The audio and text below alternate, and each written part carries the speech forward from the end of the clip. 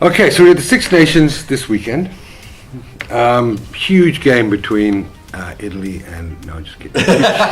Huge game between Ireland, England. Sorry, France and Wales. Yeah, that's the one. Let's chat about that because we've got Wales now who are on a 5-game winning streak, albeit 2 of them against Italy. They've beaten 14 men Ireland. They beat a 14 men Scotland. They had 14 points awarded. We had 16 men against England. 16 men against, I like that. 16 men against England, but 14 points. We still beat them by 16. Are Wales an improved version of what we compared to what we saw last year's Six Nations? I'm not convinced they are. No, I wouldn't say they are. I mean, I think they've had a good season. Obviously, the ball has bounced their way, if you want to put it that way.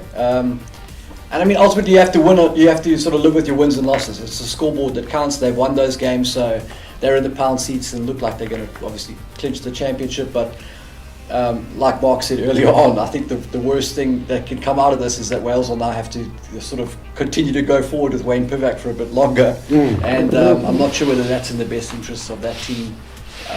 Look, I mean, in fairness to Pivac, Gatlin first year wasn't prolific for Wales. Yeah, look, at Gatland, it took Gatland a while to kind of build Wales to where they were, but I think the quality of player that Pivac inherited was, after 10 years with Gatland, was he really came into a strong base, but he was immediate about he needs to change the way they play. I think that's an inferiority complex. Like, take what the other guys done well and just kind of add to it, and players were going to take time to adapt to, but everything is gone for him this year. And he's played no Southern Hemisphere teams either. So and when you get two quick starts against Italy, and they were gifted those 2 games with the 14 men, and they struggled to actually close those games out. So, and I just think France should beat them at home. Again, won't be a big score, and I'm not overly convinced yet with this French side. They're there and thereabouts, but they should have beaten England. They had all the form going into that game. They haven't played for 4 weeks. There's this whole defense about what a great side England is. England's been poor. They've been poor for 2 seasons. They haven't really recovered since we humiliated them in that World Cup final. And I don't think they will recover. Talking about how Pivac wanted to change the way they play, it's pretty ironic. It's almost Harry Fillion-esque that they are the team that have made the fewest carries on average per game in the Six Nations. So he wanted to spread the ball and play it wide and more expensive rugby. They're the team that makes the fewest carries. I think between 1 and 10 players, 1 to 10, Wales are averaging less than 1 line break a game. So this is not a team that's playing expensive rugby to win these games. And I think that's the secret to why France is so good. Flock Cilliers is over there now. They've really embraced the kicking game with Flock there. And I think that they're starting to reap the benefits of that, playing less rugby, and I mean the results sort of talk to that. Yeah, and having a very good defensive structure with Sean Edwards as well, and Galtey is a good coach. Yeah. So I think they've certainly got their coaching set up right. They've got some very, very talented youngsters, but talented youngsters sometimes their best year is their first year, and by year 2 or year 3, people have found out a weakness in the guy's play. Right. So, look, it's the strongest French team I've seen in a decade, maybe 2 decades. That doesn't say much, does it? No, because they've been poor, but it's the most consistent in their selections, the most disciplined I've seen them in terms of defence. But if you look, they had the advantage in Twickenham, like they did with that young team in that 8 Nations, and they didn't close the game out, and England got it at the 75th minute. Everyone's still raving that they will be favourites at home. That French side has never played well under pressure and expectation at home, regardless of who's been in that team. I just thought it was a game that they had to go to Twickenham, make a decisive statement to say we are the team in Europe at the moment. And while I think they will win on this weekend against Wales, they'll battle to beat Scotland. Scotland's a side that's always troubled them somehow.